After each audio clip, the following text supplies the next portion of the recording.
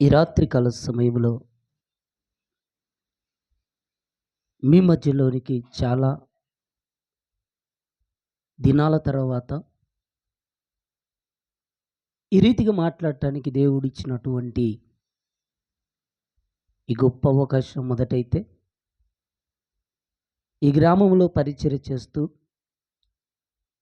ప్రభు సన్నిధిలో నడిపిస్తున్నటువంటి పెద్దలుగా ఉన్నటువంటి అది ప్రభాకర్ మామగారైతేనేమి, అయ్యగారైతేనేమి, వీరి యొక్క ప్రోత్సాహం అని చెప్పవచ్చు ఒక మాటలో. మీ మధ్యలోనికి వచ్చి కొన్ని యథార్థమైనటువంటి దృశ్యాలు మీరు చూశారని నేను నమ్ముతున్నాను. బైబిల్ అనేది ప్రపంచంలోకెల్లా పవిత్రమైనది, ఎక్కువ మంది పాటించేది బైబిల్నే. బైబిల్లో రాయబడినటువంటి సత్యాలన్నీ కూడా ఈరోజు మనుషులు అపార్థం చేసుకొని ఈరోజు తప్పు త్రోవలోనికి వెళ్ళిపోయినటువంటి వారు చాలామంది ఉన్నారు. అయితే దేవుడు మనల్ని ఇంతవరకు కాపాడుతూ తన పిల్లలుగా మనం బ్రతకాలని, తన కోసం మనం జీవించాలని కలలు కన్నాడు. 6 దినాల సృష్టిని చేశాడు దేవుడు. మనం అనుభవిస్తున్నటువంటి ఇవన్నీ రావటానికి 6 దినాలు. 6వ దినాన చివరన దేవుడు నేలమట్టితో నరుణ్ణి నిర్మించాడు. అలా నిర్మింపబడినటువంటి ఆదాము అవ్వల యొక్క గర్భవాసము నుండి ఈ భూమి మీదికి మనమంతా వచ్చాం. ఎన్నో వేల సంవత్సరాలు గతించిపోతున్నప్పటికీ దేవుని స్వరూపములో, దేవుని పోలిక చొప్పున చెయ్యబడినటువంటి నరులు భూమి మీదికి పుట్టుకొస్తూనే ఉన్నారు. ఈ లోకంలో ఎంతోమంది లోకానికి వస్తున్నారు, ఎంతోమంది లోకాన్ని విడిచి వెళ్ళిపోతున్నారు. మనం చూస్తున్నాం, మన కళ్ళ ముందు బ్రతికినటువంటి వారు చనిపోయిన వాళ్ళు ఉన్నారు. మన కళ్ళ ముందు జన్మించినటువంటి వారు కూడా ఉన్నారండి. పుట్టుక ఉంది, మరణము ఉంది. పుట్టుక ద్వారా ఈ లోకానికి వస్తూ మరణం ద్వారా వెళ్ళిపోతున్నారు. వెళ్ళిపోతున్నటువంటి ప్రతి మనిషి కూడా పవిత్రంగా ఉండాలని, పరిశుద్ధంగా ఉండాలని దేవుడు జగత్తు పునాది వెయ్యబడక మునిపే దేవుడు కోరుకున్నాడు. అలా కోరుకొని భూమి మీదకి మనుషులందరూ కూడా వచ్చిన తర్వాత ఈ మనుషులు దేవుని దృష్టికి పాపం చేసి ఈ లోకంలో మరణించి పాతాళ లోకానికి వెళ్ళిపోతుంటే ప్రతి మనిషిని రక్షించాలని, ప్రతి మనిషిని కాపాడాలని, ప్రతి మనిషి ఆత్మ ఎక్కడి నుండి అయితే వచ్చిందో అక్కడికి మరలా చేర్చాలని యేసుక్రీస్తు ప్రభుల వారు పరలోకమును విడిచి ఈ భూలోకానికి వచ్చాడు. అది మనందరికీ తెలిసిన సంగతి. నశించిపోతున్నటువంటి మార్పు లేనటువంటి మనుషులను మార్చటానికి దేవుడు తన కుమారుణ్ణి లోకానికి పంపించాడు. యేసుక్రీస్తు ప్రభుల వారు ఈ లోకానికి వచ్చి ఎందరినో మార్చినట్టు బైబిల్‌లో మనం చూసుకున్నాం. యేసుక్రీస్తు ప్రభుల వారు ఆయన చేసినటువంటి కార్యాలను కూడా మనం ఆలోచించుకుంటే, గుడ్డివారికి చూపునిచ్చాడు, మూగవారికి మాటిచ్చాడు, చెవిటివారికి వినికిడిచ్చాడు, కుంటివారికి కాళ్ళిచ్చాడు, చనిపోయినటువంటి వాళ్ళను తిరిగి లేపాడు. ఇలా యేసుక్రీస్తు ప్రభుల వారు 33.5 సంవత్సరాలు భూమి మీద బ్రతికి, ఏ ఒక్కరి ఆత్మ నశించిపోకుండా అందరూ పరలోకానికి చేరాలని యేసుక్రీస్తు ప్రభుల వారు మాట్లాడిన మాటలు చాలా ఉన్నాయండి. ఆ మాటల్లో మనం ఆలోచిస్తే, ఈరోజు ఈ గ్రామములో ఈరోజు ప్రకటిస్తున్నటువంటి వాక్యము అనేక చోట్ల ఎందుకు ప్రకటిస్తున్నాం? ఎందుకు ఈ మాటలు తెలియచేస్తున్నామంటే, క్రీస్తు ప్రభుల వారొచ్చారు. తన ప్రేమను చూపించాడండి. యేసుక్రీస్తు ప్రభుల వారు కుష్ఠిరోగి దగ్గరికెళ్ళిపోయి, వారిని తాకి బాగు చేశాడు. అంటే క్రీస్తు తన ప్రేమను చూపించాడు. ప్రేమను ఎంత చూపించాడంటే, ప్రతి మనిషిలో మార్పొచ్చేటట్టు, ప్రతి మనిషి కూడా యేసుక్రీస్తు ప్రభుల వారిని వెంబడించాలి. ఆయన మార్గములో నడవాలన్నంతగా చూపించాడు. అయితే ఇప్పుడు యేసుక్రీస్తు ప్రభుల వారు వెళ్ళిపోయి చాలా సంవత్సరాలైంది. ఇప్పుడు మనమైతే సజీవంగా భూమి మీద ఉన్నాం. మనలో కూడా క్రీస్తు ప్రేమ ఎంతవరకు ఉందన్నది మనం ఆలోచించుకుంటే, మత్తయి సువార్త 24వ అధ్యాయం, మత్తయి సువార్త 24వ అధ్యాయం 13వ వచనం కాంచి చూద్దామండి. మత్తయి సువార్త 24వ అధ్యాయం 12వ వచనం. అక్రమము విస్తరించుట చేత అనేకుల ప్రేమ చల్లారును,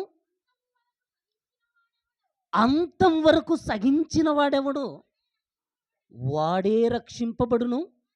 మరియు ఈ రాజ్య సువార్త సకల జనములకు సాక్షార్థమై లోకమంతటను ప్రకటింపబడును అన్నాడు. చూడండి, యేసుక్రీస్తు ప్రభుల వారండి బ్రతికున్నప్పుడు ఆ సమాజానికి శిష్యులు అడుగుతున్న దానికి సమాధానంగా చెబుతున్నాడు. అక్రమం విస్తరించుట చేత అనేకుల ప్రేమ చల్లారిపోతుంటాడండి. ప్రకటన గ్రంథంలోనికి వెళ్ళిపోతే అక్కడ ఒక మాట ఉంటుంది. ఏమన్నా తెలుసా? మొదట నీకున్న ప్రేమను వదిలితివి అంటాడు. మన జీవితంలో దేవుడు ప్రతి మనిషికి హెచ్చరిక చేస్తున్నటువంటి మాట ఏంటంటే, అక్రమము విస్తరించుట చేత అనేకుల ప్రేమ చల్లారిపోద్దంట. చూడండి, ఈరోజు మనము చల్లారిపోయేటువంటి స్థితిలో మనం ఉండకూడదండి. దేవుడు మన కోసం ఎంత త్యాగం చేశాడు. తన కుమారుణ్ణి లోకానికి పంపించి, దేవుడు చూపించినటువంటి ఆ మార్గం అన్నది చాలా గొప్పదండి. ఆ గొప్ప మార్గములో ఈరోజు ప్రయాణిస్తున్నటువంటి మనం, మన నిజ స్వరూపాలు ఎలా ఉంటాయంటే అస్సలు మనము చెప్పుకోలేనంత స్థితిలో ఉంటాయండి మన నిజ స్వరూపాలు. క్రీస్తేమో ప్రేమ చూపించాడు. కానీ మనిషి ఈరోజు ప్రేమ నిజంగా చూపిస్తున్నాడంటే, నిజమైనటువంటి ప్రేమ మనుషుల్లో కనిపించదండి. నిజమైనటువంటి ప్రేమ మనుషుల్లో ఎక్కడ కనబడుతుంది చెప్పండి? ఈరోజు మానవుడిగా బ్రతుకుతున్నటువంటి ప్రతి మనిషిని అపవాది వంచించి, దేవునికి దూరం చేస్తూ, మన భక్తి జీవితములో క్రీస్తు చూపించినటువంటి ఆ ప్రేమను అపవాది ఏం చేస్తుందంటే ఆర్పేస్తుందండి. మన ఇంట్లో ఉన్నటువంటి మనం వాడుకునే వస్తువులలో ఏదైనా ఒకటి తగలబడిపోతుంటే మనం ఎలాగైతే ఆర్పడానికి ఎంత ప్రయత్నం చేస్తామో అపవాది కూడా అంతేనండి. మన ఆత్మను ఆర్పడానికి, మనల్ని దేవునికి దూరం చేయటానికి అపవాది వేస్తున్నటువంటి ఎత్తులకు, దాని కుయుక్తులకు మనిషి ఏమైపోతున్నాడంటే బలైపోతున్నాడండి. ఎందుకంటే ఒకనాడు అవ్వను మోసగించటానికి అపవాది సర్పంలోనికి ప్రవేశించిందండి. అవునా కదా? ఏదెను యొక్క వనములోనికి ఉన్నటువంటి ఆదాము అవ్వలను దేవునికి దూరం చేయటానికి అపవాది సర్పంలోనికి ప్రవేశించింది. క్రీస్తు ఈ లోకానికొచ్చి ప్రేమను చూపిస్తున్నప్పుడు ఆయనను కూడా అంతం చేయటానికి యూదాలోనికి అపవాది ప్రవేశించిందండి. 30 వెండి నాణేలకు ఆశపడు. ఇలా మనిషిని అపవాది మోసగిస్తూ, దేవునికి దూరం చేస్తూ, మనం దేవుని పిల్లలుగా కాకుండా అపవాది ఏం చేస్తుందంటే మనల్ని దేవుడికి పనికిరాని వారిగా చేస్తుంది. అందుకే ఇక్కడ క్రీస్తు ప్రభుల వారు మాట్లాడిన మాట, అక్రమము విస్తరించుట చేత అనేకుల ప్రేమ చల్లారిపోద్దంట చూడండి. ఈరోజు మనం బ్రతికున్నామండి. మన మాట ఒక వ్యక్తి ఎదురుగున్నప్పుడు, ఎదురుంగా లేనప్పుడు ఒకేలాగా ఉంటుందండి. మన జీవితంలో అండి మనిషి యొక్క ప్రేమ నిజంగా చెప్పాలంటే కపటమైనదండి. మనిషి కళ్ళ ముందుంటే ఒకలాగా మాట్లాడతాం, మనిషి కళ్ళ ముందు లేకపోతే ఇంకోలా మాట్లాడతామండి. బైబిలు ఎంత గొప్పదో ఈరోజు మనం కొన్ని మాటలు చూడాలండి బైబిల్‌లో నుంచి. ఎందుకంటే కీర్తనల గ్రంథం, ఒకసారి బైబిల్ చూడండి. కీర్తనల గ్రంథం 28వ అధ్యాయం 3వ వచనాన్ని ఒకసారి చదవండి. కీర్తనల గ్రంథం, భక్తిహీనులను పాపము చేయువారిని నీవు లాగివేయునట్లు నన్ను లాగివేయకుము. వారు దుష్టాలోచన హృదయములో ఉంచుకొని తమ పొరుగు వారితో సమాధానంగా మాట్లాడతారంట చూడండి. బైబిల్ ఎంత చక్కగా చెప్పింది చూడండి. ఈ మాటలండి ఇక్కడ వాక్యం చెబుతున్న నాకు, వింటున్న మీకు, మనందరి గురించి చెప్పిన మాటలండి ఇవి. హృదయములు అంటున్నాడు చూడండి. హృదయములో దుష్టాలోచన ఉంచుకొని అంటున్నాడు చూడండి. మనం ఒక వ్యక్తితో సమాధానంగా మనం ఉండలేని పరిస్థితి. మన హృదయంలో దుష్టాలోచన పెట్టుకొని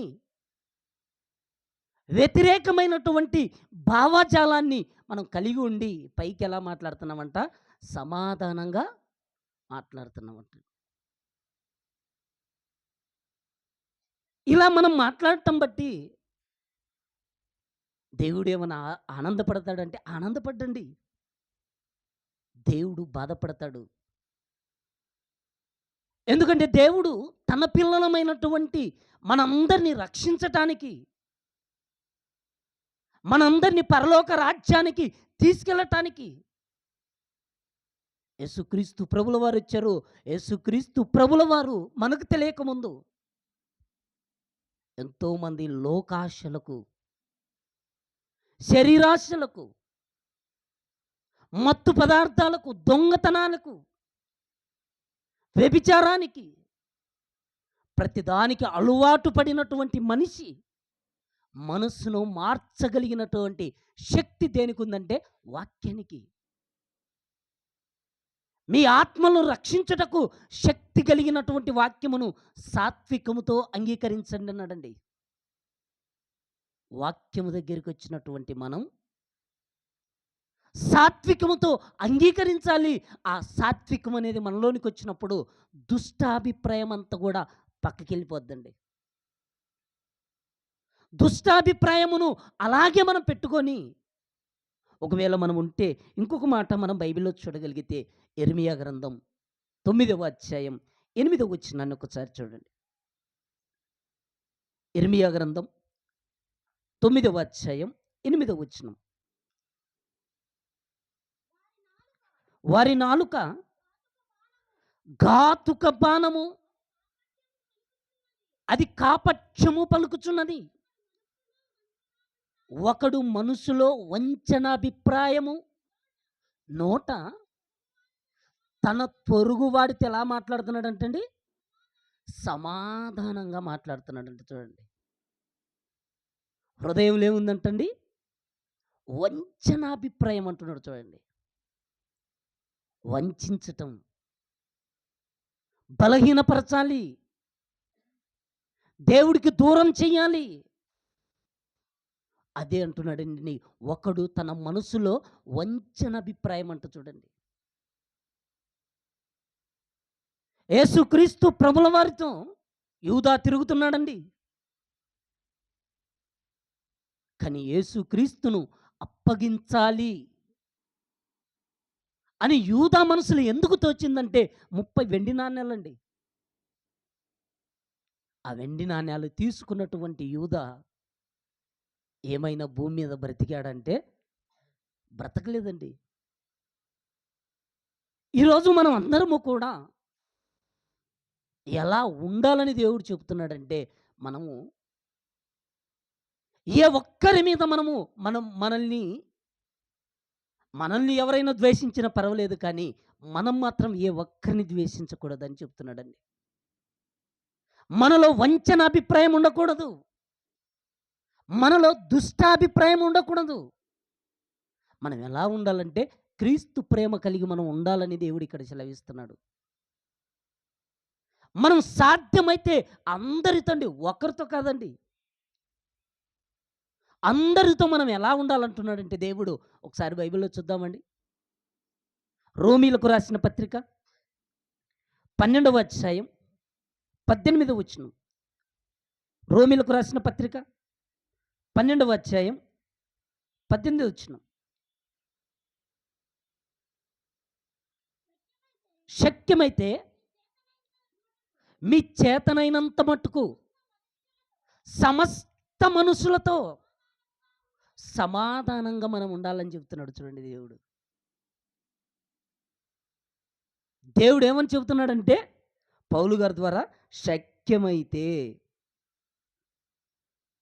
సమస్త మనుషులతో అంటుండే. చూడండి, అందరితో మనం ఎలా ఉండాలంటున్నాడంటే సమాధానంగా ఉండాలంటున్నాడండి. నిజంగా మనము సమాధానంగా క్రీస్తు చూపించినటువంటి ఆ ప్రేమను ఈరోజు మనం చూపించగలుగుతున్నామంటే అసలు ఆ ప్రేమే చూపించట్లేదండి. మనం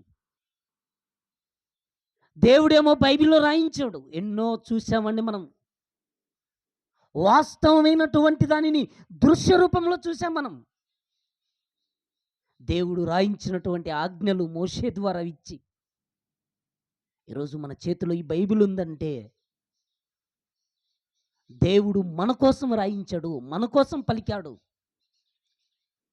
మన కోసం ఎందుకు రాయించాడంటే ఈ భూమి మీదకి వచ్చినటువంటి మనుషులందరినీ కూడా అపవాది వంచిస్తుంది. మనిషికి సమాధానం లేకుండా చేస్తుంది, క్షమాగుణం అనేది లేకుండా చేస్తుంది, ప్రేమ అన్నది కరుమరుగైపోతుంది. పాతాళ లోకానికి ప్రతి మనిషి కూడా సిద్ధపడుతున్నప్పుడు పరలోకమందున్న దేవుడు తన పిల్లలు నాశనమైపోతుంటే, తన పిల్లలందరూ కూడా నిత్యాగ్ని గుండానికి వెళ్ళిపోతున్నప్పుడు దేవుడు భూమి మీదకి ప్రవక్తలను పంపించాడు, రాజులను పంపించాడు, పితరుల అబ్రహాములను పంపించాడు. గొప్ప గొప్ప వారినిగా భూమి మీదకి పంపించి వారి జీవితాలను చూసి మనం బ్రతకమంటే మనం కూడా ఆ బ్రతుకులను చూసి కూడా మనం ఏమైపోతున్నామంటే ఆ ప్రేమను కనబరచలేకపోతున్నాము. ఆ వంచన అభిప్రాయాన్ని మన నుంచి తీసివేసుకోలేకపోతున్నామండి. అందుకేనండి మనం మారాలి. మనం మార్చబడాలి. దేవుడు ఉన్నటువంటి ఆ లోకానికి మనం వెళ్ళడానికి దేవుడు మార్గాన్ని చూపించాడు. ఆ మార్గాన్ని చూపిస్తూ ప్రతి మనిషి జీవితంలో ఎలాంటి మెలుకువను తీసుకొచ్చాడో మనందరికీ తెలుసండి. ఒక సమరయ స్త్రీని, ఒక సమరయ స్త్రీతో యేసుక్రీస్తు ప్రభుల వారు మాట్లాడి ఆమెలో ఉన్నటువంటి పాపాన్ని అంతా కూడా తొలగింపచేసి ఆ ఊరి ప్రజలందరూ కూడా ఈయన నిజముగా లోకరక్షకుడు అన్నంతగా మారిందండి ఆమె. ఎవరి మాటలను బట్టి?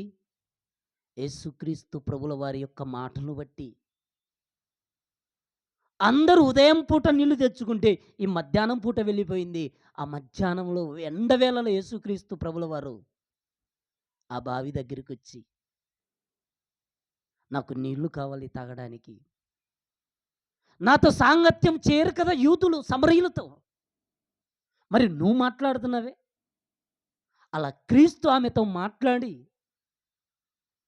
అమ్మ నీ భర్తను తీసుకురమ్మంటే నాకు భర్త లేడు అనేటువంటి పరిస్థితి. అలాంటప్పుడు క్రీస్తు ప్రభుల వారు ఆమె నిజ స్వరూపాన్ని చెప్పినప్పుడు వెంటనే అమ్మ ఆ బావి దగ్గర తన తెచ్చుకున్నటువంటి ఆ నీళ్ల కుండను విడిచిపెట్టి, నాతో చెప్పినటువంటి మనిషిని చూద్దురండి, ఆయన నేను చేసినవన్నీ చెబుతున్నాడు, ప్రవక్తని నేను గ్రహించుచున్నాను, రండి అని ఆ ఊరిలోనికి వెళ్ళిపోయి అందరినీ తీసుకొచ్చి క్రీస్తు ప్రభు నోట నుండి వచ్చేటువంటి ఆ మాటలు వినిపింపచేసిందండి. అలాగే జక్కయ్య గురించి మనం ఆలోచిస్తే, జక్కయ్య ఒక ఉద్యోగస్తుడుగా ఉండి అన్యాయముగా పన్ను వసూలు చేస్తున్నటువంటి ఆ వ్యక్తి క్రీస్తు ప్రభుల వారు వస్తున్నాడు అనగానే చూడాలని ఆశపడ్డాడండి. యేసుక్రీస్తు ప్రభుల వారిని చూడాలని ఆశపడ్డాడు. ఇప్పుడు ఉన్నాం అనుకోండి, మనం ఈ యొక్క గల్లీలో మనం ఈ దారిలో మనం ఉన్నాం అనుకోండి, యేసుక్రీస్తు ప్రభుల వారు ఉన్నటువంటి ఆ సమయంలో యేసుక్రీస్తు ప్రభు రాగానే ఎంతోమంది అండి అక్కడి నుండి ఇక్కడి దాకా జనాలు, వాళ్ళందరూ యేసుక్రీస్తు మధ్యలో ఉన్నప్పుడు చుట్టూ జనాలు ఉన్నప్పుడు జక్కయ్య మనం ఆలోచిస్తే ఎత్తుటోడేం కాదండి, పొట్టివాడు. ఇలాంటి అరిగెక్కిండొచ్చు. వాళ్ళ కాళ్ళ సందున ఇళ్ళ కాళ్ళ సందున ఎక్కడ స్థలం దొరికితే వెళ్ళి ప్రభువును చూడాలనుకున్నాడేమో తెలియదు. కానీ ఆలోచన వచ్చింది జక్కయ్యకి, ఎలాగైనా సరే ప్రభువు మరలా ఈ మార్గం గుండా వెళ్తాడు కదా, అలా వెళ్ళినప్పుడు ఆయన చూడాలనే ఆలోచనతో వెళ్ళి మేడిచిటెక్కాడండి. ప్రభువు ఆ మార్గమున వెళ్తున్నప్పుడు ఎంత ఆశతో ఎదురు చూస్తున్నాడో మనం ఆలోచించండి. చూడాలనే ఆశ అనుకున్నాడు, కానీ పొట్టివాడైనందున చూడలేకపోయాడు. ఎలాగైనా సరే చూడాలి, ఆయన గురించి తెలుసుకోవాలి అనుకున్నాడు. చెట్టెక్కాడు. శిష్యులందరూ వస్తున్నారు, అందరూ ఒకేలాగుంటారు. మనం ఒక ఫోటో వీడియో చూసినా కూడా యేసుప్రభు ఎవరో కూడా మనం గుర్తుపట్టలేమండి. అలాంటప్పుడు జక్కయ్య చెట్టు మీద నుంచి శిష్యులలో ప్రభు ఎవరో అని గుర్తించటానికి చెట్టు మీద నుంచి చూస్తున్నప్పుడు యేసుక్రీస్తు ప్రభుల వారు ఆ చెట్టు దగ్గరికి వచ్చి, జక్కయ్య చెట్టు దిగు అనగానే ప్రభువు నన్ను గుర్తించాడు, నన్ను మార్చాడు. నన్ను మార్చడం కోసమే ఈ లోకానికి వచ్చాడు అని జక్కయ్య తాను ఏదైతే అక్రమముగా, అన్యాయముగా, పాపపు సొమ్ము తీసుకున్నాడో దానికి ప్రభువు ఇంటిలోనికి వస్తాననగానే ఏమంటున్నాడంటే జక్కయ్య, నేను ఎక్కడైతే అన్యాయముగా తీసుకున్నానో దానికి నాలుగంతలు తిరిగి ఇచ్చేస్తానన్నాడు. అంటే మార్పును మనం ఆలోచిస్తే క్రీస్తు ఎందుకొచ్చాడంటే ఒక సమరయ స్త్రీని మారుస్తున్నాడు. ఒక జక్కయ్యను మారుస్తున్నాడు. ఎందరో అండి ఎలాంటి స్థితిలో ప్రభు దగ్గరికొచ్చినా వారందరిని కూడా మార్చాడండి. మార్చాడు. మరి పాత నిబంధనలో మనం ఆలోచిస్తే క్రీస్తు రాకమునుపే యెహోషువ వేగుల వారిని పంపించాడండి. యెరికో పట్టణాన్ని చూడమన్నాడు. ఆ పట్టణాన్ని స్వాధీనపరచుకోవాలనుకున్నాడండి. వేగుల వారిని పంపించినప్పుడు అక్కడ రాహాబు అనేటువంటి ఒక వేశ్య ఉందండి. ఆ రాహాబు వేశ్య ఇంటిలోనికి ఎవరు వెళ్ళారంటే వేగుల వారు వెళ్ళారండి. వెళ్ళగానే ఆ స్త్రీ ఎలా చేర్చుకున్నదో ఒక్కసారి బైబిల్‌లో విశ్వాస వీరుల జాబితాలో రాయబడింది చూడండి. హెబ్రీయులకు రాసిన పత్రిక 11వ అధ్యాయం 31వ వచనాన్ని ఒకసారి చూడండి. హెబ్రీయులకు రాసిన పత్రిక 11వ అధ్యాయం 31వ వచనం. హెబ్రీయులకు రాసిన పత్రిక చదవండమ్మా. హెబ్రీయులకు రాసిన పత్రిక 11వ అధ్యాయం 31వ వచనం.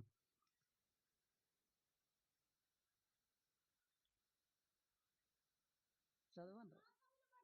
విశ్వాసమును బట్టి రాహాబు అనేటువంటి వేశ్య వేగుల వారిని సమాధానముగా చేర్చుకున్నందున అవిధేయులతో పాటు నశింపకపోయాను అంటున్నాడు చూడండి. చాలమ్మ. రాహాబు వేశ్య అంటండి యెహోషువ పంపించినటువంటి ఆ వేగుల వారిని విశ్వాసముతో అంటున్నాడు చూడండి. సమాధానంగా చేర్చుకున్నదంట చూడండి. మనం కూడండి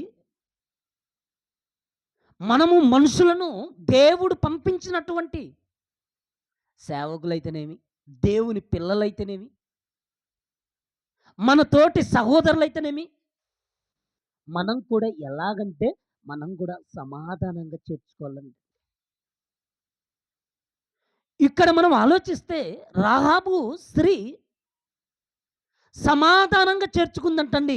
అలా సమాధానంగా చేర్చుకున్న దాన్ని బట్టి అవిధేయులతో పాటు నశింపకపోయాను అంటుండు చూడండి. యెరికో పట్టణం కూలిపోయింది. వేగుల వారిని దాచిపెట్టినందుకు ఆ వేగుల వారు ఆనవాళ్ళు చెబుతున్నారు, ఆమె కూడా నా ఇంటి వారందరూ రక్షింపబడాలి అని అడిగినప్పుడు, నీ ఇంటి కిటికీలకు దారాన్ని కట్టుకోమ్మా, మేము వచ్చినప్పుడు ఆ గుర్తును చూసి నీ ఇంటిని రక్షిస్తాము అని ఆలవాలు చెప్పి ఆ స్త్రీ తన కుటుంబాన్ని సమాధానంగా వేగుల వారిని చేర్చుకున్న దాన్ని బట్టి ఆ కుటుంబం నశించలేదండి. అక్కడ ఆ కుటుంబం సురక్షితముగా ఉన్నది. సురక్షితము అంటే క్షేమంగా ఉన్నది. ఈరోజు మన కుటుంబమైన కూడా ఎన్నో సమస్యలు మనకు రావచ్చు, ఎన్నో ఇబ్బందులు మనకు కలగొచ్చు, నష్టాలు మనకు ప్రాప్తించవచ్చు, శరీరం అన్నది బలహీనం అన్నది మనకు కావచ్చు. కానీ దేవుని యందు మనం ఎప్పుడైతే విశ్వాసం ఉంచుతామో, ఎప్పుడైతే దేవుని యొక్క చక్కటి మార్గములో మనం వెళ్తుంటామో, అప్పుడు దేవుడు ఏం చేస్తాడంటే మనల్ని సురక్షితముగా కాపాడుతాడండి. మనం ఎవరి దగ్గరికెళ్ళిపోయినా, ఒక ప్రమాదం వచ్చినప్పుడు మనుషుల దగ్గరికెళ్ళిపోయినా మనము తప్పించుకోలేమేమో కానీ, దేవుడి దగ్గరికి ఒకవేళ మనం వెళ్తే మనం రక్షింపబడతాం. మనం క్షేమంగా ఉంటామనటానికి సామెతల గ్రంథం 29వ అధ్యాయం 25వ వచనంలో ఉంది చూడండి ఆ మాట. సామెతల గ్రంథం, సామెతల గ్రంథం 29వ అధ్యాయం 25వ వచనం.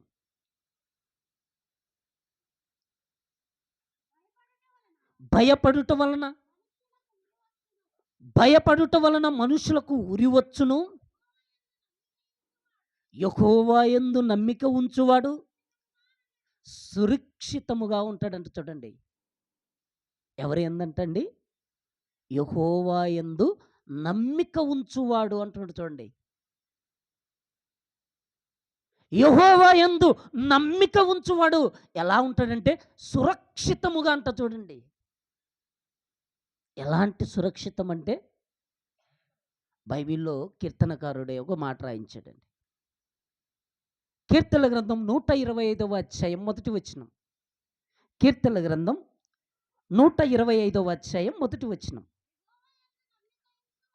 యెహోవా యందు నమ్మిక ఉంచువారు కదలక నిత్యము నిలుచు సియోను కొండవలే ఉంటారంట చూడండి. యెహోవా యందు నమ్మిక ఉంచువారు ఎలా ఉంటారంటే నిత్యము సియోను కొండవలే ఉంటారంట చూడండి. ఒక కొండను మనం కదల్చగలమా చెప్పండి? మనం ఏం చేయలేమండి. దేవుడు ఇక్కడ మనకు సెలవిస్తున్నటువంటి మాట ఏంటంటే, యెహోవా యందు నమ్మిక ఉంచువాడు సురక్షితముగా ఉంటాడంటండి అంతే. మనం క్షేమంగా ఉంటాం. ఎన్నైనా మనకు రావచ్చండి. ఎన్నో బలహీనతలు మనకు రావచ్చు. కానీ దేవుడు ఏం చేస్తాడంటే మనల్ని సురక్షితముగా తన కోసం మనల్ని ఉంచుకుంటాడండి. దేవుని పని ఎంతవరకైతే మనతో అవసరం ఉందో అంతవరకు దేవుడు ఏం చేస్తాడంటే మనల్ని సురక్షితంగా కాపాడుతాడండి. అందుకేనండి మనం బ్రతికుండగానే శక్యమైతే సమస్త మనుషులతో సమాధానంగా ఉండమన్నాడు. అలాగే ఒకనితో ఒకడు కూడా ఎలా ఉండాలంటే ఒకరితో ఒకరు ద్వేషాన్ని పెట్టుకోవద్దన్నాడండి. మనల్ని పగ పెట్టుకోవద్దన్నాడండి. అసూయ పెట్టుకోవద్దన్నాడండి. మత్సరముతో మనం ఉండకూడదన్నాడండి. మనం ఎలా ఉండాలంటే దేవుడు కల్మషము లేనటువంటి హృదయం కలిగి నిర్మలమైనటువంటి వాక్యము ద్వారా మనము జీవించాలని దేవుడు చెబుతున్నాడండి. కానీ నిర్మలమైన వాక్యం పక్కకెళ్ళిపోయిందండి. నిస్వార్థమైనటువంటి బ్రతుకు మనలో దూరం అయిపోయిందండి. మనలోనికి ఏమొచ్చిందంటే దుష్టాభిప్రాయం వచ్చేసింది. వంచనమైనటువంటి మనసు వచ్చేసింది. ఈ స్థితి ఎప్పుడైతే మనకు వచ్చిందో దేవుడు మనకు తెలియచేస్తున్నాడు, నాయనా ఈ భూమి మీద మనము ఎంతకాలం ఉంటామంటే కొంతకాలం. ఈ కొంతకాలంలో నువ్వు ఎలా ఉండాలో తెలుసా? నీ సహోదరుడి పట్ల, నీ సహోదరి పట్ల, నీ బంధువుల పట్ల, నీ కుటుంబీకుల పట్ల నువ్వు ఎలా ఉండాలంటున్నాడంటే ఒకసారి బైబిల్ చూద్దామండి. తెస్సలోనికి రాసిన మొదటి పత్రిక 5వ అధ్యాయం. తెస్సలోనికి రాసినటువంటి మొదటి పత్రిక 5వ అధ్యాయం 13వ వచనాన్ని ఒకసారి చూడండి. తెస్సలోనికి రాసిన మొదటి పత్రిక 5వ అధ్యాయం 13వ వచనం. వారి పనిని బట్టి వారిని ప్రేమతో మిక్కిలి ఘనముగా ఎంచవలనని వేడుకొనుచున్నాను, మరియు ఒకనితో ఒకడు సమాధానంగా ఉండుడి అంటున్నాడు చూడండి. మనం ఎలా ఉండాలంటున్నాడంటే దేవుడు ఒకనితో ఒకడు సమాధానంగా ఉండమంటున్నాడండి. మనం చేస్తున్నటువంటి పనులను బట్టి, ఒక్కొక్కరు చేస్తున్నటువంటి ఆ పరిచర్యను బట్టి ఒకరిని ఒకరు ఘనముగా ఎంచుకోవాలంటున్నాడండి. ఎప్పుడైతే మనము దుష్టాభిప్రాయాన్ని పక్కన పెట్టి, వంచనాభిప్రాయమైనటువంటి మనస్సును మనం పక్కన పెట్టేసి, దేవునిలో మనం ఉంటే అప్పుడు దేవుడు మనకు తోడుగా ఉంటాడంటండి. దేవుడు మనకు తోడుగా ఉండాలంటే మనం ఏం చేయాలంటున్నాడంటే, ఓ మాట బైబిల్‌లో చూద్దామండి. కొరింథీయులకు రాసినటువంటి రెండవ పత్రిక 13వ అధ్యాయం 11వ వచనాన్ని చూడండి. కొరింథీయులకు రాసిన రెండవ పత్రిక 13వ అధ్యాయం 11వ వచనం. తుదకు సహోదరులారా సంతోషించుడి, సంపూర్ణులై ఉండుడి, ఆదరణ కలిగి ఉండుడి, ఏక మనస్సు గలవారై ఉండుడి, సమాధానముగా ఉండుడి. ప్రేమ సమాధానములకు కర్త అయిన దేవుడు మీకు తోడై ఉండును అంటాడు చూడండి. ఏమండి, సంపూర్ణత కలిగి ఉన్నామా చెప్పండి మనం? ఇక్కడ రాయబడినటువంటి మాటలు ఒక్కొక్కటి మనం ఆలోచించుకుంటే ఏ ఒక్కటి లేనటువంటి బ్రతుకు మనం బ్రతకొచ్చండి. దేవుడు అంటున్నాడు, ప్రేమ కలిగి ఉండండి, సంపూర్ణులుగా ఉండండి, ఆదరణ కలిగి ఉండండి, ఒకరిని ఒకరు క్షమించుకునేటువంటి గుణం కలిగి ఉండమంటున్నాడు. ఇన్ని విషయాలు దేవుడు మనకు చెప్పినా, ఈ బైబిల్‌లో రాయబడిన ఏ ఒక్కరి మార్పు కొరకు మనం బ్రతకలేకపోతున్నాం. మనం ఏ ఒక్కరికి మాదిరిగా మనం బ్రతకలేకపోతున్నాం. అందుకే దావీదు అంటున్నాడు, దేవా భక్తిహీనులను ఎలాగైతే గుడారంలో నుంచి పీకి వేస్తావో అలా పీకి వేయొద్దయ్యా. ఒకవేళ దుష్టాభిప్రాయము చేత, వంచన అభిప్రాయం చేత ఒకవేళ ఉన్నటువంటి వారిని నన్ను సమాధానంగా నాతో మాట్లాడుతున్నప్పటికీ అని దావీదు గారు తన మాటలన్నీ కూడా గ్రంథములో పొందుపరుస్తున్నాడండి. ఈరోజు మన జీవితంలో కూడా మన ప్రేమ అన్నది ఎలా ఉండాలంటే నిస్వార్థమైనటువంటి ప్రేమ అయి ఉండాలి. ఎందుకంటే యేసుక్రీస్తు ప్రభుల వారు చూపించినటువంటి ప్రేమ నిస్వార్థమైన ప్రేమ అండి అది. ఆ నిస్వార్థమైనటువంటి ప్రేమను ఆయన కలిగి ఉన్నాడు గనుకనే లోకములో ఉన్నటువంటి అందరి పాపములు తీసివేయటానికి పరలోకము నుండి ఈ లోకానికి వచ్చి, ఏ ఒక్కరు తప్పు చేస్తే ఆ తప్పు చేసినటువంటి వారిని మందలించలేదండి అసలు. వ్యభిచారమందు పట్టబడినటువంటి ఆ స్త్రీని తీసుకొచ్చి యేసు ప్రభు దగ్గర నిలవబెట్టి, ధర్మశాస్త్రము చెబుతుంది రాళ్లతో కొట్టమని, మరి నువ్వేం చెప్తావు అని అడుగుతుంటే, మీలో మొదట పాపం లేనివాడు రాయేయమన్నాడండి. ఎవరన్నా వేశారా? ఎవ్వరు వేయలేదండి. అంటే అర్థమైపోయింది, అందరూ పాపులే. అందుకే పాపిని మార్చటానికి, భూమి మీద బ్రతుకుతున్నటువంటి ప్రతి మనిషిని మార్చటానికి పరలోకమును విడిచి ఈ భూలోకానికి యేసుక్రీస్తు ప్రభుల వారు వచ్చి ఆయన 33.5 సంవత్సరాలు అలా బ్రతికి చివరికి మన పాపముల కోసం సిలువ మీదికి ఆయన వెళ్ళిపోతే, ఆయన్ను సిలువేసినప్పుడు ఆయనతో పాటు చెరొక కుడి పక్క ఒకరిని, ఎడం పక్క ఒకరిని, ఇద్దరు దొంగల్ని తీసుకొచ్చేసి సిలువేసేసారు. వాళ్ళంటున్నారు, ప్రభువా నువ్వు దేవుడి కుమారుడివైతే నిన్ను నువ్వు రక్షించుకొని మమ్మును కూడా రక్షించవా అంటే, అప్పుడు దొంగ ఒక దొంగ అంటాడు, ఇది మనకైతే న్యాయమే, మనం చేసినటువంటి పాపానికి ఈ శిక్ష మనకు సరైనదే, కానీ ఈయన ఏ పాపం చేయలేదు, ఈయన ఏ పాపము చేయలేదు గనక, ఈయన ఈ శిక్షను అనుభవిస్తున్నాడని యేసుక్రీస్తు ప్రభుల వారి గురించి తెలుసుకొని, ప్రభువా నీ రాజ్యములోనికి వచ్చినప్పుడు నన్ను జ్ఞాపకం చేసుకో అన్నాడండి. యేసుక్రీస్తు ప్రభుల వారిని ఆ దొంగ మారాడండి.